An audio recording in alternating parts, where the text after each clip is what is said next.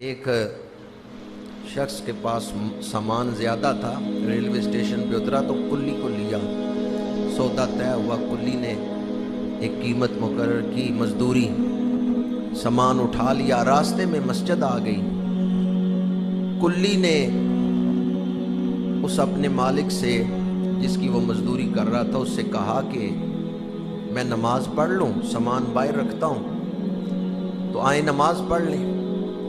اس مالک نے کہا نہیں، تم نماز پڑھاؤ، میں باہر ہی بیٹھتا ہوں۔ کلی اندر چلا گیا مسجد میں نماز پڑھنے۔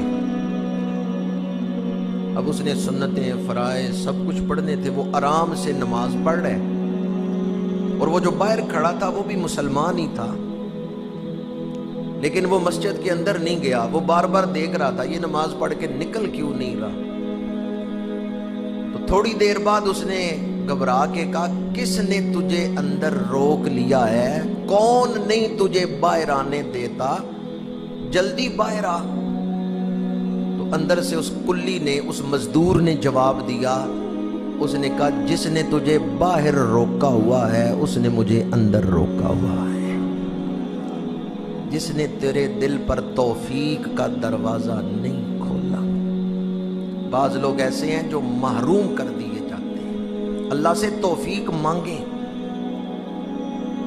یا اللہ مجھے توفیق عطا کر۔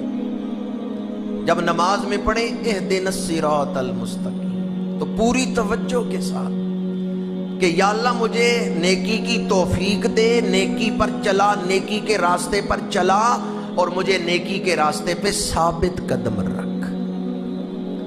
اگر ان دنوں میں بھی کوئی آدمی نیکی نہیں کر رہا، فرائض نہیں ادا کر رہا، نمازیں نہیں پڑھ رہا، قرآن کی تلاوت نہیں کر رہا، تو وہ پھر اپنے آپ کو دیکھے، اپنے باطن کو دیکھے کہ میرے باطن پر شیطان کا رنگ جم چکا ہے،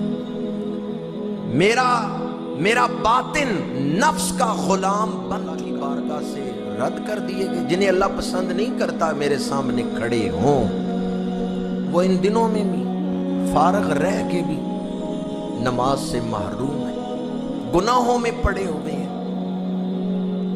ان دنوں نے ہمیں اپنا آپ پہچاننے کا موقع دے دیا ہے، اپنے آپ سے ملنے کا موقع دے دیا ہے کہ میرا اندر کیسا ہے، میری اصلیت کیا ہے۔